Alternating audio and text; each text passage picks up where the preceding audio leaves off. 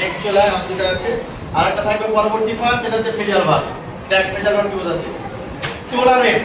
Tolerate হচ্ছে, tolerate মানে কি?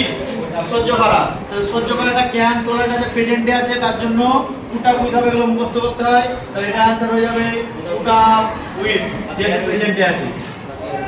তারপরটা চলে যায় নেক্সট। নেক্সট কি বলছে? নেক্সট বলছে রাহুল অলওয়েজ রিমেম্বারস। রিমেম্বারস মানে কি? মনে করা, তাই তো?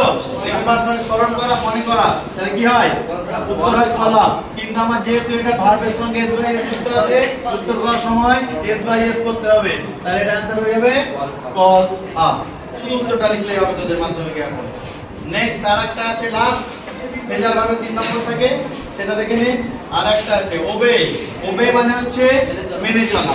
তাহলে মেনে চলা কোনটা হবে এখানের মধ্যে? ক্যারি অন তো নয়, ক্যারি অন মানে কন্টিনিউ করা। অ্যাবাইড বাই কি হবে? Abide by. এটা প্রেজেন্টে আছে সেহেতু অ্যাবাইড বাই বসে যাবে। এভাবে আমাদের কিন্তু এভাবে ফেজাল ভার্ব নিতে থাকে 3 নম্বর। ঠিক আছে?